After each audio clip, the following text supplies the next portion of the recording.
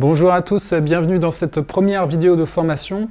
Alors dans celle-ci, nous allons vraiment poser, on va dire, les bases, parce que quand on débarque dans l'univers de la cooptation, qu'on ne sait pas ce que c'est qu'une upline, qu'on vous parle de dovline, voilà, et qu'on vous dit que vous devez chercher un sponsor, bah ça ne parle pas trop, quoi. Puis il y a quelqu'un qui dit « Ouais, je suis ton parrain ». Oh, c'est la mafia ici. Donc voilà, donc c'est vrai que quand on arrive, on est un petit peu perdu, c'est un peu le brouillard, et on vous dit plein de termes comme ça, et on ne vous dit pas forcément ce que c'est, et vous êtes complètement largué, il faut le dire. Donc ensemble, dans cette vidéo, on va faire un petit glossaire du langage, du marketing de réseau. Alors ça ne sera pas exactement dans l'ordre, puisqu'il y a des mots qui, comment dire, sont liés les uns aux autres, mais on va voir ensemble un petit peu toutes ces définitions. Je vous fais l'essentiel des mots importants à connaître.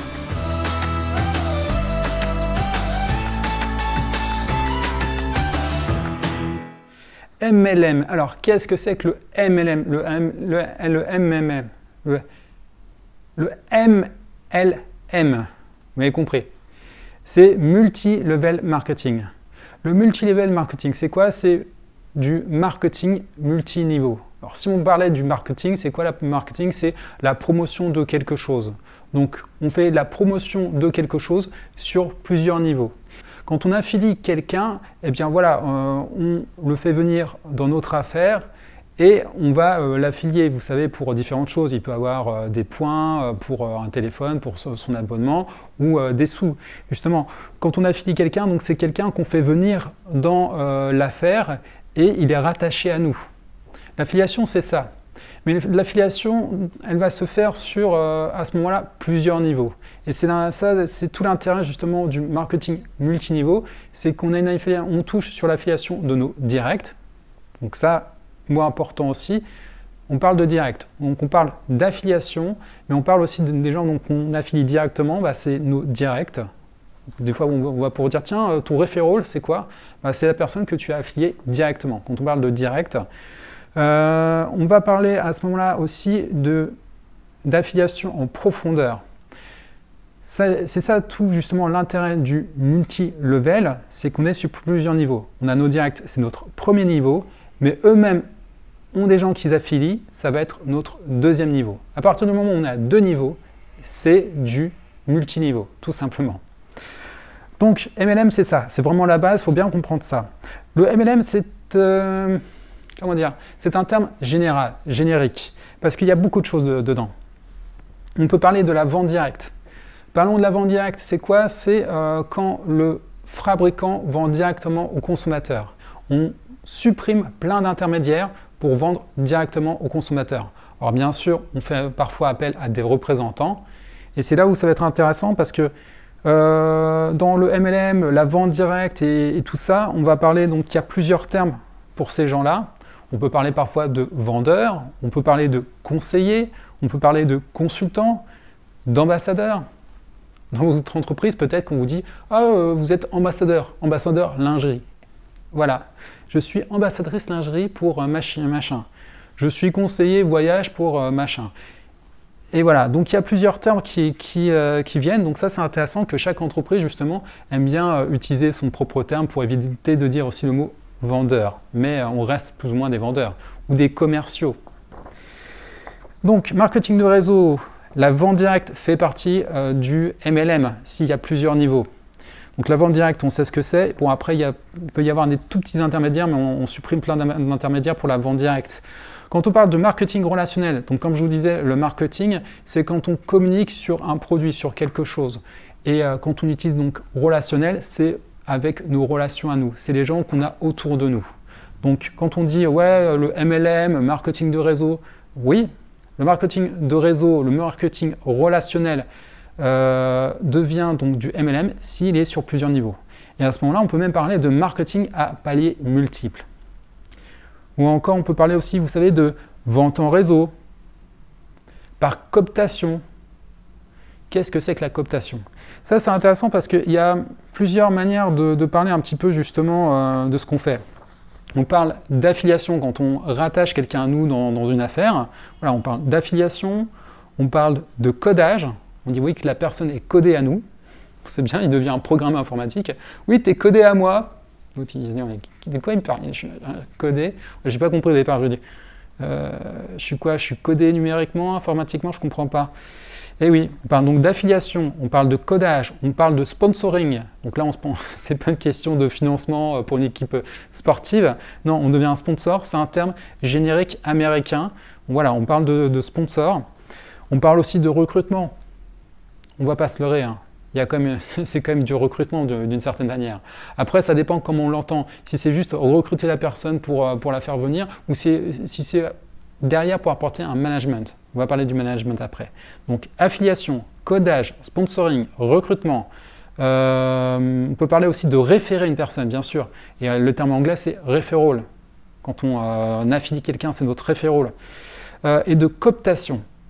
Et il y a encore d'autres termes qui viennent justement après. Ça va être tout ce qui va être justement par rapport au parrain, filleul, sponsor. Qu'est-ce que c'est que tout ça? Alors, je vous disais, quand on affilie quelqu'un, on devient à ce moment-là son parrain ou sa marraine. Homme, parrain, femme, marraine. Mais il y a le terme anglais qui est donc sponsor. On parle donc à ce moment-là de parrainage. Voilà, je te parraine sur telle affaire. La personne qu'on va rencontrer au départ, donc on va l'affilier, c'est notre filleule. Une fois qu'elle est dans l'entreprise, qu'on l'a avec nous, c'est notre filleule. Notre direct. On veut parler aussi de partenaires. Moi, je préfère penser que ces gens-là, oui, c'est peut-être mes filleuls, mais c'est avant tout mes partenaires. Et c'est comme ça que moi, en tout cas, on me l'a appris. Ces gens-là, au départ, ils sont quoi? Que ça soit des futurs filleuls potentiels ou des clients potentiels. On parle de prospects. Quand on vous parle de prospects, donc c'est des gens que vous allez voir et à qui vous allez proposer votre affaire. Vous allez marketer en proposant peut-être le business ou justement la vente d'un produit. Et voilà, donc futurs filleuls ou clients, c'est ce qu'on appelle des prospects. Donc il y a au départ votre parrain qui est là, donc qui est dans l'affaire. Il vous affilie, vous êtes à ce moment-là son filleul. Ok. Puisqu'il est au-dessus de nous dans l'entreprise, il est là avant nous, on dépend de lui en termes de hiérarchie d'affiliation, hein, tout simplement, c'est plutôt du dessin. Comme il est au-dessus de nous, il est là avant nous, on appelle ça, on dit que c'est notre upline. On parle en fait de ligne, puisque ça monte et ça descend. Dit comme ça peut paraître un peu bizarre, mais en termes de schéma, on va souvent faire du haut vers le bas ou du bas vers le haut, et à ce moment-là, on peut parler de lignée. Donc, tous les gens à qui je suis rattaché vers le haut, à qui vous êtes rattaché vers le haut, qui sont là avant nous et qui ont été affiliés, voilà, donc on a tout ce lien d'affiliation, et bien tous ces gens qui sont au-dessus, c'est ce qu'on appelle notre upline. Donc up pour haut et line, donc ligne. Et tous les gens qu'on va avoir en dessous de nous, puisqu'on les aura affiliés ou que justement nos affiliés eux-mêmes auront affilié peut-être aussi en profondeur, puisqu'il y a un moment du coup on est sur plusieurs niveaux, on fait de la profondeur, eh bien c'est ce qu'on appelle notre downline. Donc il y a tous les gens qui sont au-dessus de nous à qui on est affilié, qui sont dans notre lignée, c'est notre upline, et tous les gens qui sont en dessous de nous, qu'on aura affiliés ou qui viennent de nos affiliations, c'est notre downline. Donc je vous parlais de lignée, ça c'est important parce que dans certains business, il y a ce qu'on appelle une matrice binaire. Donc tout en haut de cette matrice binaire, ou des matrices, il n'y a qu'une seule personne. C'est ce qu'on appelle la tête de lignée. Quand il y a justement les gens qui sont au début de cette matrice, on peut encore dire plus ou moins, puisque ce sont des branches fortes, on peut dire que ce sont des têtes de lignée, puisqu'ils ont créé eux-mêmes donc des matrices et des branches assez fortes. Une downline, ils sont au-dessus, donc ils travaillent en profondeur, une downline assez forte, et ce sont donc des têtes de lignée, mais vraiment tout en haut. Donc ça, c'est pour pas mal d'entreprises qui ont une matrice binaire. Mais il y a des entreprises, et la première que j'ai vraiment faite, que j'ai connue, qui est en vente directe de produits, en fait, il y avait des gens qui étaient directement attachés à l'entreprise. Il n'y avait pas qu'une seule personne tout en haut, il y avait plusieurs personnes. Donc il y avait au départ, quand ils l'ont créé, c'était à peu près une centaine de commerçants, de marketeurs qui étaient là et qui donc avaient créé ensemble une entreprise. Donc il ne découlait de personne à part de l'entreprise. Et donc là, ces gens-là, c'est ce qu'on appelait les têtes de lignée. Donc après, ils ont créé leur propre réseau, ils ont créé une downline. Donc les têtes de lignée, vous comprenez un petit peu mieux l'histoire de la lignée, upline, downline, de tête de lignée. Du coup, chose aussi importante, eh bien, quand vous construisez en profondeur, eh bien, vous créez à ce moment-là une équipe. Et oui, vous n'êtes pas là simplement pour dire « Tiens, bah, j'ai des gens en dessous de moi ».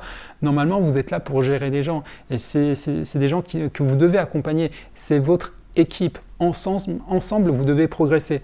On parle donc de équipe, puisque aussi ce sont des gens que vous avez en contact, c'est votre réseau. On parle aussi de structure, surtout quand on parle de plan d'affiliation, de compensation.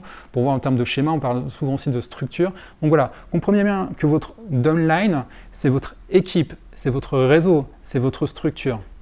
Quand on parle aussi de réseau, bah, votre réseau, normalement, c'est aussi les gens qui sont plus ou moins au-dessus et dont vous dépendez. Mais voilà, quand on dit, tiens, mon réseau, bah, c'est plus les gens qu'on a en dessous. On peut parler aussi parfois de cross-line. Cross-line, eh bien, c'est des gens qui ne sont pas de la même lignée que nous. Donc, je peux peut-être parler à quelqu'un qui vient d'une autre tête de lignée, qui est aussi dans l'affaire, mais dont on n'a pas de lien normalement au niveau de notre upline, ou très très peu, très éloigné. Eh bien, on peut parler à ce moment-là de cross-line. Tiens, je parle à Marco. Bah, Marco, salut. Oui, je sais, on n'a pas le même sponsor, on n'a pas le même sponsor de sponsor. On ne découle pas tout à fait de la même lignée, mais on peut quand même se parler. Bon, si justement d'ailleurs, dans les entreprises, ils vont vous dire, tiens, si vous commencez à parler de business, du même business et de vous passer des conseils, comme vous n'êtes pas de la même lignée, vous faites du cross-line. Et c'est des choses à éviter. Ça, c'est... Chacun a sa propre politique. C'est vrai que moi, on m'avait dit, voilà, évite de faire de la cross-line, du cross-line. Donc, de parler business, de parler de conseiller des gens qui ne sont pas de ta même lignée.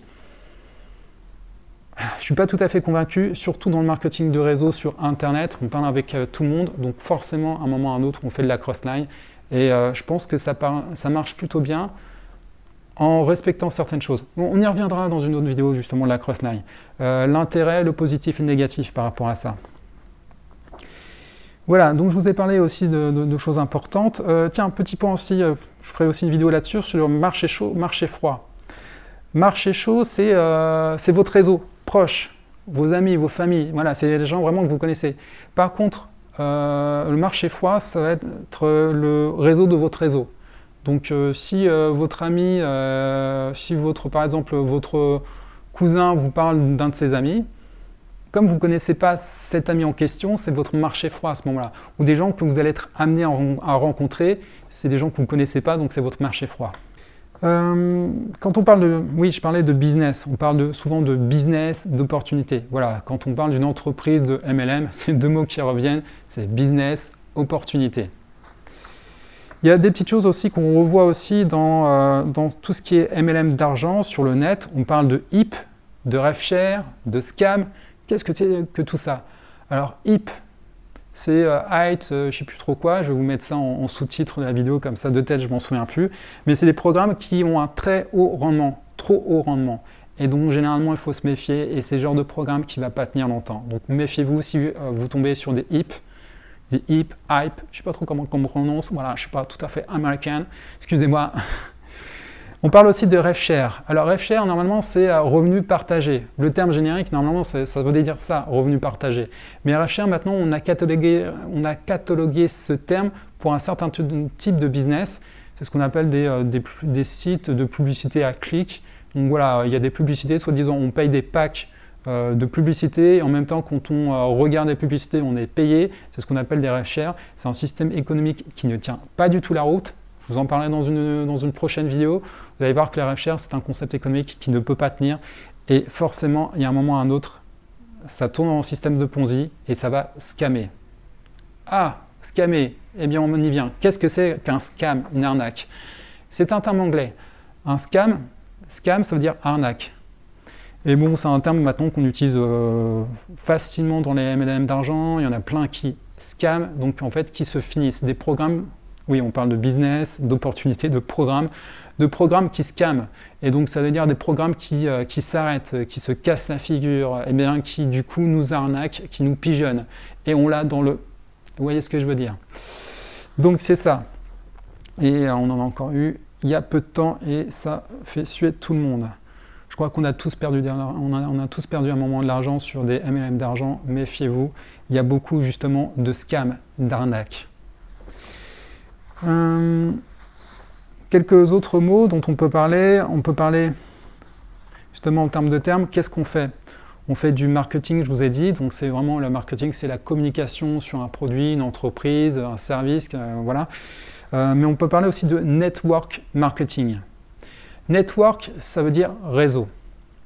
Et surtout, quand on travaille sur le net, eh bien, c'est le terme exactement, c'est le terme sur le réseau à Internet. Mais network, c'est le travail de réseau. Donc, network marketing, donc c'est généralement les gens voilà, qui réseautent, qui font du réseau, des réseauteurs. On parle de réseauteurs, on parle de networkers. Donc, les networkers, c'est plus les gens vraiment qui travaillent sur Internet. Donc, qui utilisent beaucoup Facebook, YouTube et compagnie. Donc, c'est ce qu'on appelle donc des networkers, networker marketing.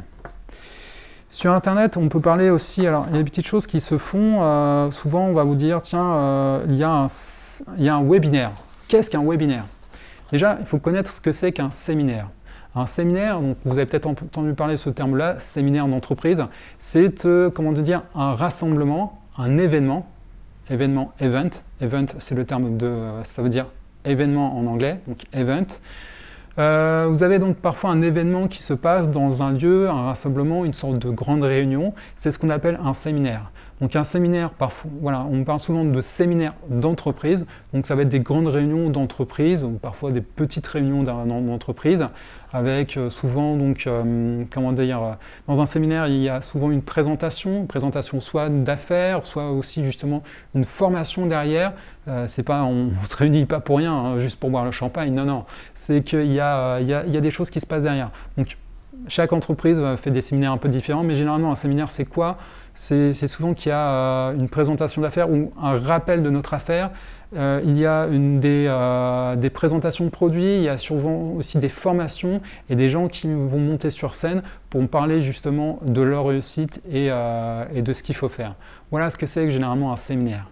Et il y a aussi donc sur Internet, il y a plus court, il y a ce qu'on appelle des webinaires.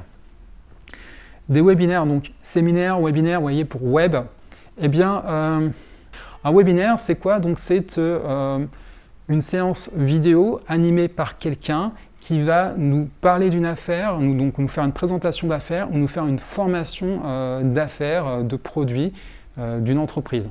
Donc quand on vous dit tiens, il y a un webinaire à telle heure, viens le regarder, eh bien c'est certainement une présentation d'une affaire.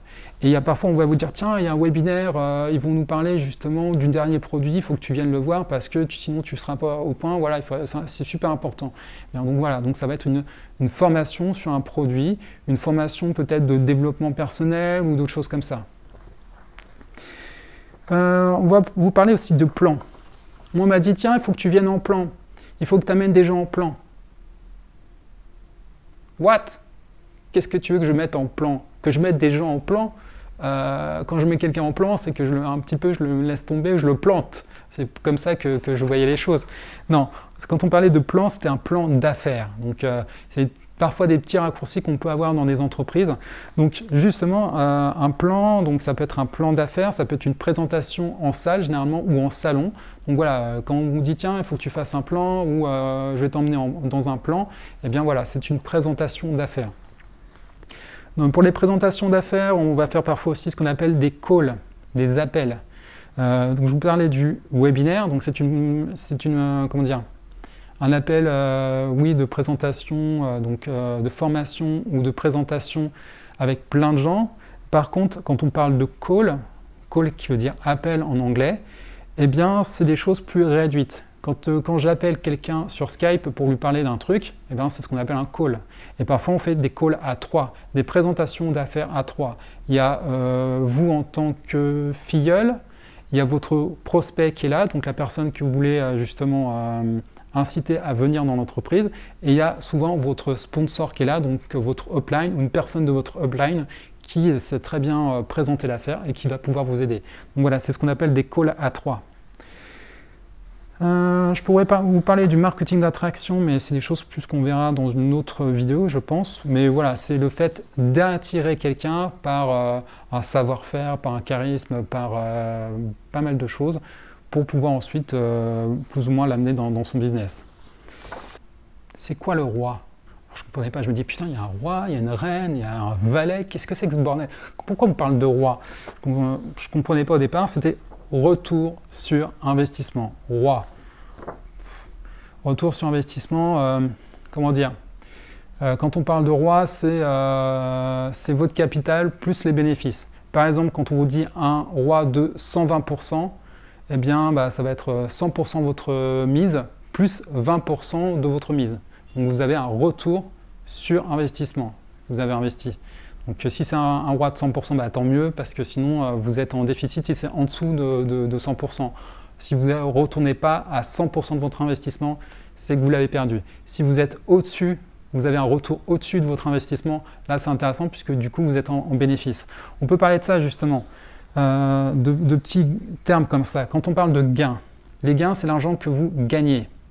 Ça ne veut pas dire que vous êtes en bénéfice. Ça veut dire que vous avez acheté quelque chose et qu'après, il va falloir... voilà, vous achetez quelque chose, ça va commencer à vous générer de l'argent. C'est ce qu'on appelle des gains. Il y a ensuite, du coup, le chiffre d'affaires. C'est la vente que vous avez fait, c'est combien vous avez fait. Vous pouvez faire un beau chiffre d'affaires, mais ça ne veut pas dire que vous êtes en positif. Si j'achète, par exemple, pour... allez, 1000 € de produits, mais je ne revends que 800 €. Je revends ça à 800, tout mon total de produits. Eh bien, ça sera mon chiffre d'affaires. Ça ne veut pas dire que je suis en bénéfice. Par contre, si j'achète pour 1000 et je revends pour 1500, mon chiffre d'affaires, du coup, ça sera 1500. J'aurai, du coup, comment dire, je serais revenu sur mon investissement, mais je me serais fait une marge. C'est ce qu'on appelle du coup le bénéfice. Après, dans les bénéfices, c'est des choses parfois qu'on oublie, c'est qu'il y a des choses qu'on aura à payer. La TVA, c'est des choses à payer. Donc, est-ce que vous avez encore des bénéfices après avoir calculé la TVA? Les bénéfices, c'est vraiment après tout ce qu'on aura à payer. Donc, je peux peut-être avoir acheté pour 1000 € de produits, je leur vends 1000, donc normalement, je suis bon, je retourne sur mon capital, mais non, peut-être qu'après j'ai encore la TVA et d'autres taxes, donc du coup je serai peut-être perdant. C'est des petites choses comme ça à voir. Donc c'est des choses importantes à connaître. Donc je vous parlais de gains, de bénéfices, de chiffre d'affaires, et on parle parfois de commission. Commission, c'est quoi? En fait, on est commissionné sur quelque chose, on va recevoir en fait des gains par rapport à quelque chose. On va recevoir des gains par rapport à peut-être un achat, par rapport à une vente, par rapport au fait qu'on aide quelqu'un, on va recevoir une commission. Et c'est souvent là où on va parler justement de plan de compensation. Qu'est-ce que c'est qu'un plan de compensation? Eh bien, dans le marketing de réseau, à partir du moment que vous affiliez quelqu'un et que vous l'aidez à vendre ou à réussir dans l'entreprise, si la personne a la réussite, il génère des gains, l'entreprise normalement vous reverse des commissions. Elle vous reverse des gains. Tout simplement. Vous avez, c'est ça la puissance justement du marketing de réseau, c'est de recevoir des gains sur le chiffre d'affaires de votre affilié, que votre affilié va faire. Et vous pouvez avoir des gains aussi en profondeur quand c'est du marketing, en marketing multiniveau. Donc ça c'est important, un plan de compensation, c'est savoir justement qu'est-ce que vous allez recevoir en fonction du chiffre d'affaires que va générer justement votre équipe, votre structure. Donc c'est ça un plan de compensation. C'est savoir est-ce que je suis dans un plan unilevel, un plan binaire, une matrice, et qu'est-ce que je vais gagner justement dans ce plan unilevel, la matrice, ceci, cela. C'est des choses qu'on va voir d'ailleurs dans une autre vidéo. On va voir dans plusieurs vidéos les plans de compensation. Dans ces plans de compensation, donc, on va parler de niveaux. Donc les niveaux, je vous ai déjà parlé, multiniveaux. Il y a parfois ce qu'on appelle des plans de carrière. Eh bien, c'est que quand vous arrivez, comment dire, parfois à un certain chiffre d'affaires avec votre structure, vous dites, voilà, tu arrives à recevoir un certain chiffre, à faire un certain chiffre d'affaires, un certain volume d'affaires, un certain peut-être bonus, points, puisque souvent les entreprises fonctionnent en termes de points, surtout les MLM de produits. Eh bien, on va vous dire, tu vas acquérir à ce moment-là un statut.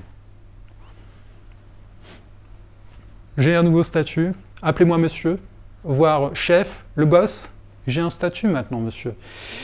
Eh bien, souvent, ça va être un statut qui va... vous savez, il y a des noms un petit peu comme ça. Ça va être manager, ça va être directeur manager, ça va être Ruby, Emerald, ceci, cela. Voilà, il y a des plans souvent un peu... Il y a des noms souvent un peu différents. Ça dépend selon les entreprises. Il y a souvent des trucs d'ailleurs qui reviennent. C'est Ruby, Diamant, puis un autre truc. Gold, voilà, des choses comme ça qui reviennent souvent. Ils aiment bien. C'est tape à l'œil. Donc vous avez un plan de carrière en fonction du chiffre d'affaires de votre équipe que vous allez réussir à créer. Vous allez donc avoir une évolution. C'est ça un plan de carrière. C'est se dire, tiens, j'ai des possibilités d'évolution grâce à l'entreprise, grâce au travail que j'ai fait avec mon équipe, avec ma structure. Et pour ça, pour acquérir justement ces nouveaux statuts, évoluer dans ce plan de carrière, il faut vous qualifier. On parle de qualification.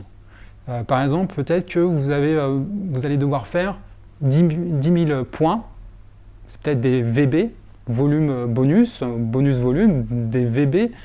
Peut-être que par mois, tous les mois, vous devez arriver à faire 10 000 VB pour vous qualifier et obtenir votre statut, pour peut-être aussi garder votre statut de Emerald. Voilà. On peut en parler, donc je vous disais, l'affiliation, quand on affile quelqu'un, on peut parler de recrutement, mais ce n'est pas le tout de recruter. Ce qu'il faut, c'est manager, être un manager. Le management. C'est quoi un manager? C'est quoi du management? C'est le fait de gérer. C'est le fait, comment dire, de conseiller, de guider quelqu'un. Bon, après, il faut faire la différence entre le manager et le coach. Le coach, c'est vraiment quelqu'un qui est là pour vous guider, pour vous motiver, pour vous conseiller. Le manager, c'est quelqu'un qui est là pour, en fait, gérer et diriger. Et attention, dans une entreprise normale, vous êtes salarié, c'est OK, c'est votre manager, donc c'est votre, comment dire, votre supérieur hiérarchique. Et vous devez lui rendre des comptes. Dans une entreprise de marketing de réseau, d'affiliation, ceci, cela, si vous n'êtes pas du tout salarié de l'entreprise, et c'est le cas justement de la plupart des entreprises, vous êtes un indépendant, c'est juste quelqu'un qui est là justement pour, comment dire, vous aider, vous aiguiller, vous essayer de vous gérer au mieux pour votre business. C'est ça un manager. Manager, leader, il faut faire une différence. Il y a vraiment des gens qui sont là simplement pour recruter et il y en a qui sont là vraiment pour manager. C'est le problème justement sur Internet. On dit qu'il y a des gens, ouais, c'est des leaders. C'est des leaders en quoi? C'est juste qu'en fait, c'est des gens qui recrutent beaucoup de gens, qui font un gros réseau, mais ils ne gèrent pas grand-chose derrière. Ils ne sont pas vraiment présents pour leur équipe. Ce n'est pas ce qu'on peut appeler un vrai leader. Et donc ça, il faudra que j'en reparle dans une vidéo, justement. Qu'est-ce qu'un vrai leader? Eh bien, c'est quelqu'un qui est là pour son équipe, qui va vraiment communiquer, qui va essayer de faire le nécessaire, qui va vous informer et qui va dupliquer aussi. La duplication, parlons-en, la duplication, c'est quoi? C'est le fait justement de pouvoir enseigner à quelqu'un et faire que la personne fasse la même chose que nous. Donc on va dupliquer la réussite ou l'action. On va dire, tiens, voilà, je sais très bien maquiller, je vais t'apprendre à maquiller, parce qu'on est sur un truc de produit par exemple, mascara, machin, je vais t'apprendre à comment parler du mascara et je vais t'apprendre à comment justement l'utiliser. Et bien à ce moment-là, quand on enseigne à cette personne comment faire, comment justement bien parler du produit et comment justement bien l'utiliser et en faire la démonstration à ses clients, on duplique un enseignement, on duplique quelque chose. Voilà, donc j'ai fait un petit peu le tour. Allez, dernier petit mot, quand on parle d'être focus. Focus, c'est quoi? Être concentré sur quelque chose, être fixé sur quelque chose. Je vous ai parlé des coachs, eh bien c'est des gens qui vont vous guider, qui vont vous conseiller, qui vont vous motiver. On peut parler aussi justement de développement personnel. Eh bien c'est quoi? C'est le fait justement de trouver des ressources positives en nous, justement de nous débloquer sur certaines choses. C'est un travail qu'on fait sur soi pour justement aller de l'avant et mieux réussir. Développement personnel. Dernière petite chose, il y a quelqu'un qui m'a demandé ça, je me suis dit tiens, je vais l'introduire aussi. Back office. Qu'est-ce qu'un back office? Eh bien un back office, c'est une sorte de bureau sur un site. Sur les sites, il y a l'aspect public qu'on voit tous les jours, que le client voit, et il y a quelque chose qui est derrière, en back, derrière. L'office, c'est le bureau, c'est le bureau de derrière. Quand vous êtes un simple client, vous allez faire vos commandes, ceci, cela, ok. Mais il y a quelqu'un qui va voir justement derrière les commandes, qui va les gérer, qui va peut-être utiliser le site. Eh bien, c'est quoi? C'est le back-office. Donc, quand on vous dit de vous inscrire et quand vous devenez membre du site en question ou, comment dire, de l'opportunité, du business en question, on va vous mettre à disposition une interface particulière.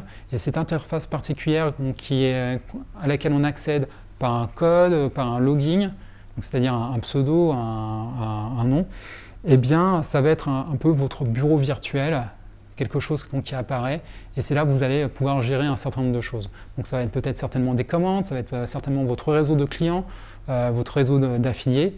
Voilà, c'est votre back-office. Écoutez, je pense qu'on a fait un petit peu le tour de cette vidéo. Vous voyez, c'est une liste qui est quand même assez longue, qui est assez lourde.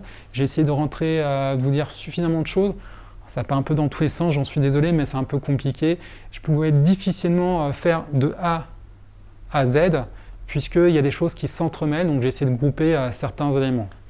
Voilà, j'espère que cette vidéo vous a été utile, pas trop indigeste. Donc prenez juste ce qui vous intéresse, ce n'est qu'un outil, et surtout c'est un outil qui va aider pour les nouveaux qui arrivent. Donc bienvenue à vous dans ce monde-là, un peu bizarre et particulier, mais génial aussi quand on travaille bien et il y a de grandes choses à faire. Et pour ceux qui sont déjà connaisseurs, eh bien ça va être pour vous un outil justement à filer aussi à vos nouveaux peut-être anciens prospects et à vos nouveaux partenaires. Je vous remercie d'avoir suivi cette vidéo et je vous dis à très bientôt. Salut!